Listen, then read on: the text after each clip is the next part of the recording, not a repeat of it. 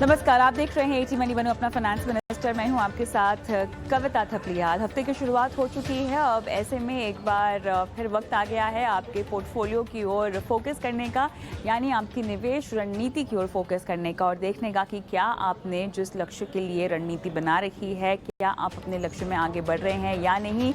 इन्हीं तमाम मुद्दों पर आज हम विस्तार से बात करेंगे शो पर भी, लेकिन चलिए शुरुआत करते हैं ऑन द शो के साथ। पोर्टफोलियो में कैसे बचे ओवरलैपिंग से, ओवर डाइवर्सिफिकेशन से, कितना मुनाफा कितना नुकसान, बताएंगे आपको आज शो में। कितनी एसआईपी करने पर होगी करोड़ों की कमाई, क्या है करोड़ों का कॉर्पस जमा करने का नुस्खा, आज जानेंगे शो पर।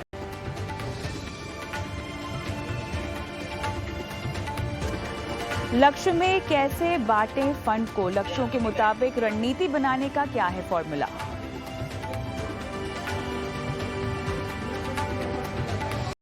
और साथ ही बताएंगे कैसे बनाएं एक संतुलित पोर्टफोलियो। निवेश, इंश्योरेंस, क्रेडिट कार्ड, लोन से जुड़े सवाल आप हमें भेज सकते हैं और आपको अपना सवाल हमें व्हाट्सएप कर देना है 9619873567। ये वो नंबर है जहां पर हमें इंतजार रहता है आपके सवालों का।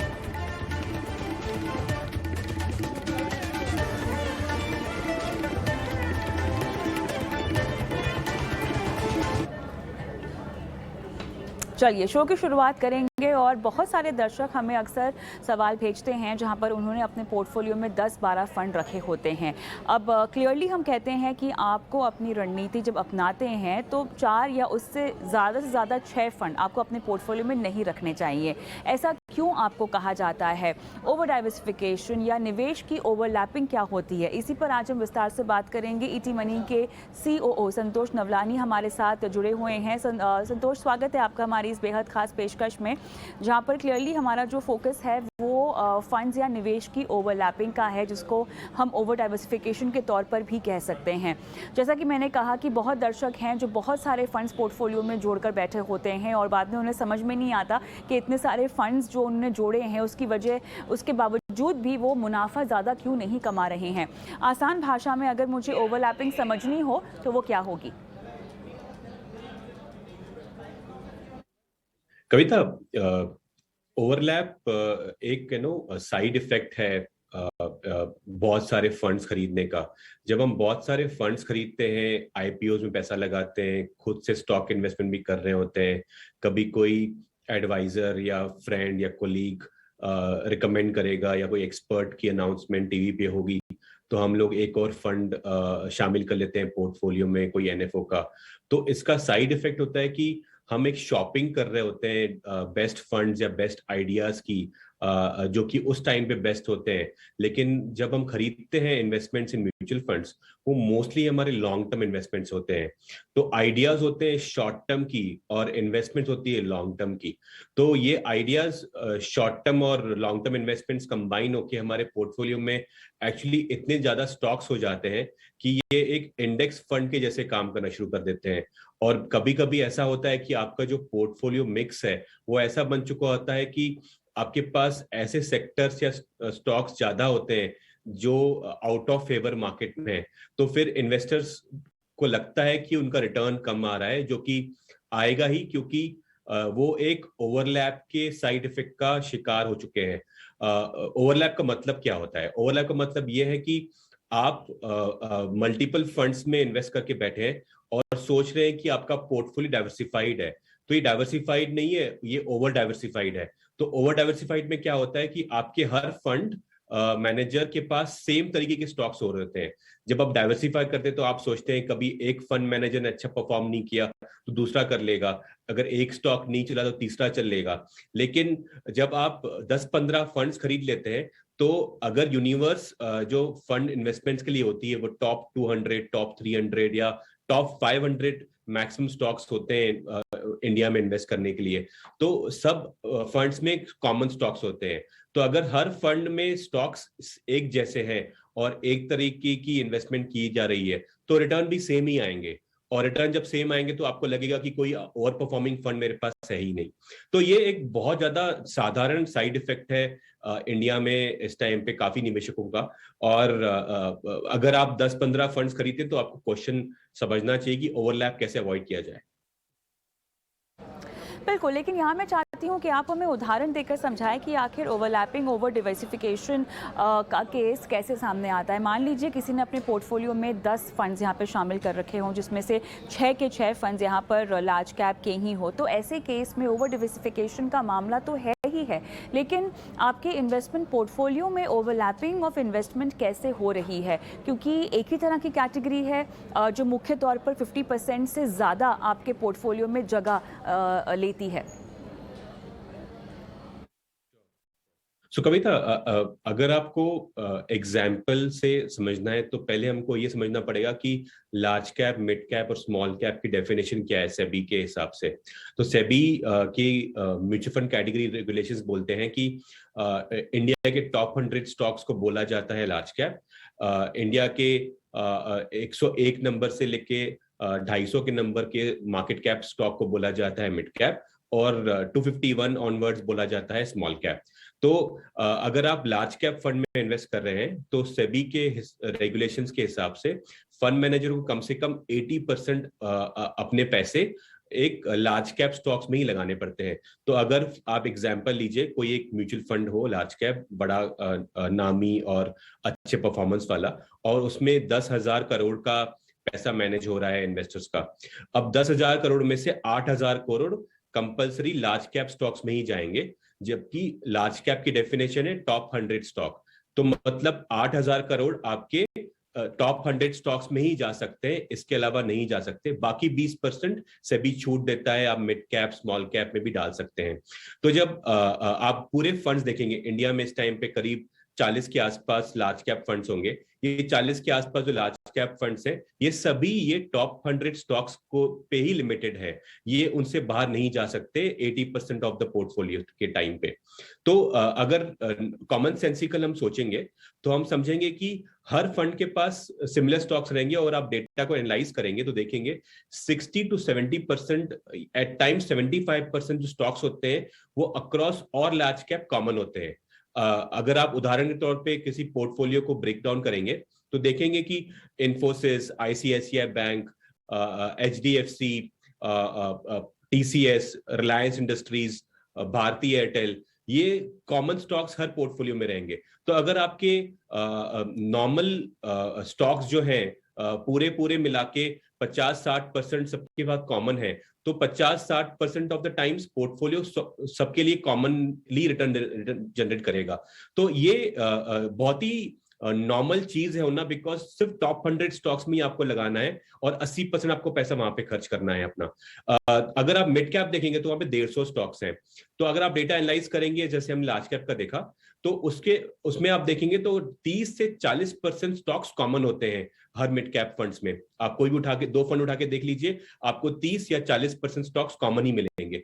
आप स्मॉल कैप में जाके देखिए, अब स्मॉल कैप में देखेंगे तो आपको देखिएगा कम से कम 15 से 20 से 25% सब, कभी कभी 30% स्टॉक्स कॉमन होते हैं।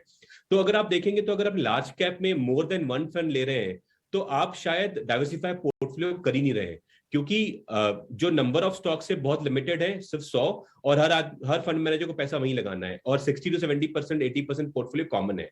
तो आप अगर 2 फंड खरीद भी लेंगे तो आपको रिटर्न अलग नहीं मिलेगा।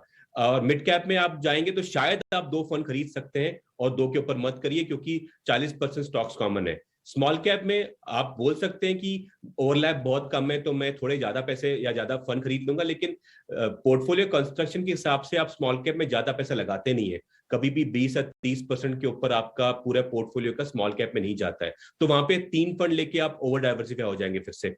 तो आपको लार्ज कैप तो एक ही फंड खरीदना चाहिए, मोस्टली इंडेक्स में खरीदना चाहिए। मिड कैप में आप 2 फंड खरीद सकते हैं अगर आपको डाइवर्सिफाई करना हो तो, और स्मॉल कैप में 2 फंड के ऊपर मत खरीदिए, ये आप डेटा से देख के प्रूव कर सकते हैं।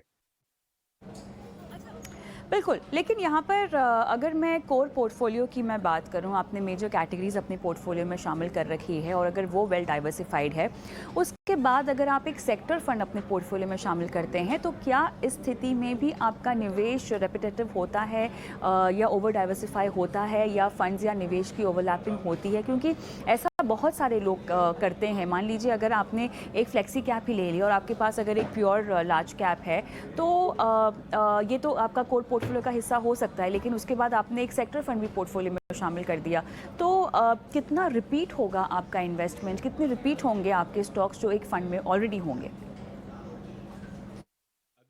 Sector fund Kavita, as I mention मेरे बिगिनिंग की टॉक में बिगिनिंग मैंने मेंशन किया था कि इन्वेस्टमेंट आइडियाज शॉर्ट टर्म के लिए होती हैं और इन्वेस्टमेंट्स लॉन्ग टर्म के लिए होती है। तो सेक्टर फंड्स एक शॉर्ट टर्म आइडियाज होती हैं।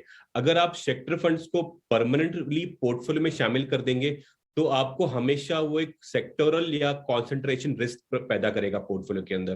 तो अगर आप सेक्टर फंड्स खरीद रहे हैं, जो कि नहीं खरीदना चाहिए in our opinion as ET Money, तो आप उसको देखिए कि कौन से सेक्टर का फंड खरीद रहे हैं आप। तो अगर आप एक लार्ज कैप फंड आपके पोर्टफोलियो में ऑलरेडी है, या लार्ज कैप आपके पोर्टफोलियो का ऑलमोस्ट 70-80% पोर्टफोलियो में लार्ज कैप है, और आप अगर एक बैंकिंग सेक्टर फंड खरीद रहे हैं, तो वो आपके लिए उचित नहीं होगा बिल्कुल भी, क्योंकि बैंकिंग सेक्टर ऑलरेडी 35% निफ्टी में वेटेज देता है। अगर आप कोई भी लार्ज कैप फंड उठाएंगे तो 25% के आसपास हमेशा आप बैंकिंग सेक्टर में ही देखेंगे कि उसका पैसे लगे पड़े हैं।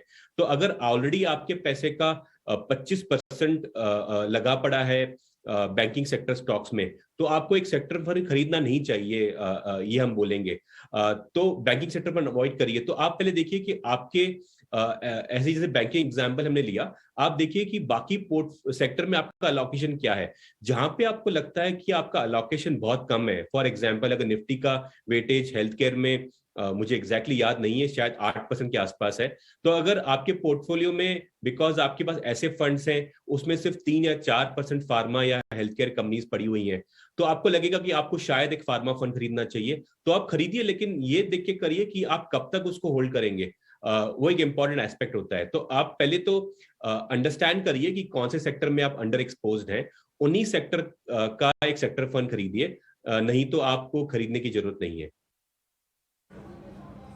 ये तो बात हुई है इक्विटी की, लेकिन संतोष, क्या डेट में भी हम इस बात का ख्याल रख सकते हैं कि आपका निवेश ओवरलैप नहीं हो और ओवर डाइवर्सिफिकेशन के आप शिकार नहीं हो?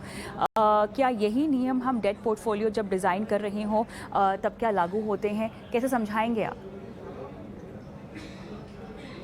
इंस्ट्रूमेंट्स के ऊपर नहीं बोल पाएंगे कविता, लेकिन अगर आप स्ट्रैटेजी पर्सपेक्टिव से देखेंगे तो जो आप बोल रहे हैं वो डेट फंड में भी एप्लीकेबल होगा।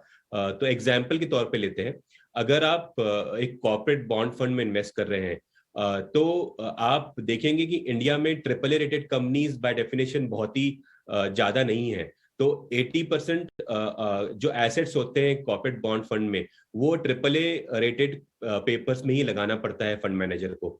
तो अगर आप 80% कॉर्पोरेट बॉन्ड फंड एक कॉर्पोरेट बॉन्ड फंड ले रहे हैं जो 80% ट्रिपल ए कंपनीज में लगा सकता है, तो यूनिवर्स हर फंड मैनेजर के लिए कॉमन हो जाएगा वापस, जो कि लार्ज कैप का हमने एग्जांपल लिया, जैसे टॉप 100 स्टॉक्स ही लार्ज कैप कहलाते हैं, वैसे ही चुनिंदा कंपनीज ही ट्रिपल ए कहलाती हैं। तो ट्रिपल ए में सब लोग 80% लगा रहे हैं, तो कॉर्पोरेट बॉन्ड फंड में आप देखेंगे आपका पोर्टफोलियो ओवरलैप स्ट्रांग होगा। तो कोई जरूरत नहीं है आप मल्टीपल कॉर्पोरेट बॉन्ड फंड खरीदें। सेम चीज अप्लाई होगी शॉर्ट टर्म डेट फंड्स में भी।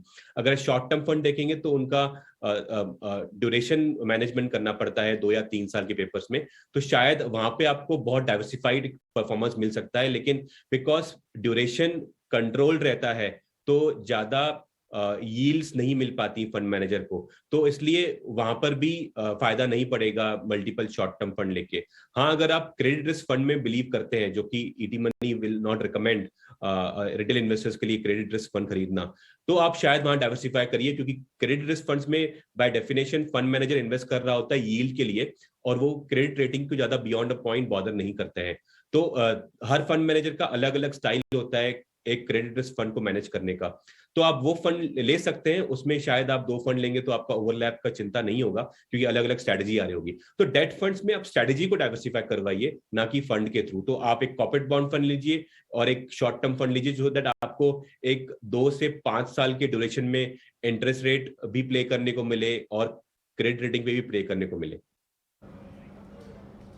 चलिए, लेकिन अब सवाल यहाँ पर ये आता है कि कैसा आपका पोर्टफोलियो होना चाहिए जहाँ पे ओवरलैपिंग भी नहीं हो, जो वेल डाइवर्सिफाइड भी हो, और जहाँ तक कोर पोर्टफोलियो की बात है वहाँ पर आप ये बात सुनिश्चित कैसे करेंगे कि फंड्स और निवेश की ओवरलैपिंग नहीं हो। ये जो बात है ये वो तमाम दर्शकों के लिए है जो शायद म्यूचुअल फंड के ज़रिए बाज़ार में निवेश करते हों या जिनके पास अलग से एक स्टॉक पोर्टफोलियो भी हो। बिकॉज अगर आपके पास एक डायरेक्ट इक्विटी का पोर्टफोलियो है जो कि शेयर्स का पोर्टफोलियो है, साथ ही एक म्यूचुअल फंड का पोर्टफोलियो भी है, तो बहुत ज़रूरी है आपको ये समझना कि कोई भी निवेश आपका ओवरलैप ना हो। तो उदाहरण अगर आप देना चाहें एक ऐसे पोर्टफोलियो का जो कि वेल डिवर्सिफाइड हो, तो वो क्या होगा संतोष? श्योर कविता। सो बुनियादी तौर पे हम देखेंगे तो डेटा के हिसाब से अगर आप एनालाइज करें तो लार्ज कैप फंड में तो आपको 2 फंड नहीं खरीदने चाहिए। हमेशा लार्ज कैप आपके पास एक ही फंड होना चाहिए, और जितना हो सके आप इंडेक्स फंड में पैसा लगाएं। निफ्टी 50 फंड ले लें या निफ्टी 100 फंड इंडेक्स फंड ले लें, दोनों आपको सिमिलर परफॉर्मेंस देंगे लॉन्ग टर्म में, मोर और लेस। निफ्टी 100 में थोड़ा निफ्टी नेक्स्ट 50 भी आपको मिल जाता है, अबाउट 30% निफ्टी नेक्स्ट 50 मिल जाता है उसके अंदर आपको। तो आप निफ्टी 100 या निफ्टी 50 इंडेक्स फंड खरीदें for large cap. Mid cap small cap के लिए आप डेटा देख के बताएंगे तो अगर आपकी राशि ज्यादा है पर मंथ इन्वेस्ट करने के लिए, आप 10 से 15 हजार रुपए की SIP कर रहे हैं हर महीने, तो फिर आप शायद अफोर्ड भी कर पाएंगे कि आपके पास 2 मिड कैप फंड हो। नहीं तो आप अगर 5,000 रुपए की SIP कर रहे हैं तो आपका पोर्टफोलियो कंस्ट्रक्शन ऐसा होगा कि शायद आप मिड कैप में 1500 से या 2,000 से ज्यादा लगा ही नहीं पाए पैसा। तो अगर आप उतना कम पैसा लगा रहे हैं तो 2 मिड कैप फंड लेके फायदा नहीं पड़ेगा आपको कुछ भी ज्यादा। तो आप एक मिड कैप फंड लीजिए। अगर आपकी राशि ज्यादा है तो आप 2 मिड कैप फंड ऐड करिए। सिमिलरली स्मॉल कैप में हमने देखा कि उसमें भी 20 से 30% का ओवरलैप होता है, तो उसमें भी ओवरलैप है। तो और उसमें हम लोग अलोकेशन कम रखते हैं स्मॉल कैप में रिटेल इन्वेस्टर्स के लिए, तो उसमें कम कर रहे हैं अलोकेशन, तो उसमें भी आपको 2 स्मॉल कैप फंड्स के ऊपर नहीं होना चाहिए। अगर आपने एक फ्लेक्सी कैप फंड प्रेफर किया है लार्ज कैप की जगह पर, तो आपको लार्ज कैप की जरूरत नहीं पड़ेगी, क्योंकि फ्लेक्सी कैप बाय डेफिनेशन 70% से 75 से 80% हमेशा लार्ज कैप में ही रखते हैं, तो फिर से आपको ओवरलैप का प्रॉब्लम हो जाएगा पोर्टफोलियो में। तो अगर आप एक फ्लेक्सी कैप फंड खरीद रहे हैं तो आप लार्ज कैप को अवॉइड करिए, मैं बोलूंगा। और आपने फ्लेक्सी कैप लिया तो थोड़ा आपको मिड कैप मिलेगा उसके अंदर, तो आप फिर स्मॉल कैप पे फोकस करिए ज्यादा, और उसमें 2 फंड लीजिए और मिड कैप एक ही फंड लीजिए। ये अगर अब फाउंडेशन बेसिस पे हम बोलूंगा तो मैं ऐसा बोलूंगा, लेकिन रियल इन्वेस्टमेंट प्लानिंग तभी हो पाएगी जब हम इन्वेस्टर्स को समझें, उनकी गोल्स को समझें। और डेट फंड के हिसाब से अगर आप पूरा लास्ट 20 ईयर्स का डेटा एनालाइज करेंगे तो आप देखेंगे कि शॉर्ट टर्म कैटेगरी में इन्वेस्टेड रहने से हमेशा आपका पैसा ठीक ठाक बनता है। बाकी कैटेगरीज में कभी ज्यादा बनता है, कभी कम बनता है, लेकिन शॉर्ट टर्म में हमेशा लॉन्ग टर्म में अच्छा पैसा बनता है रिटेल इन्वेस्टर्स के लिए। तो आप डेट फंड्स में ज्यादा कॉम्प्लिकेट नहीं करें चीजों को, या फिर एक कॉर्पोरेट बॉन्ड फंड लें या एक शॉर्ट टर्म डेट फंड लें, या फिर अगर बहुत ही लॉन्ग टर्म इन्वेस्ट कर रहे हैं तो एक डायनेमिक बॉन्ड फंड ले सकते हैं। ऐसा हम ईटी मनी से एडवाइस करेंगे। चलिए, तो इन टिप्स के जरिए आप अपने निवेश पोर्टफोलियो में वेल डाइवर्सिफाइड रह सकते हैं, ओवरलैपिंग से बच सकते हैं। बहुत बहुत धन्यवाद संतोष, आपका समय निकाल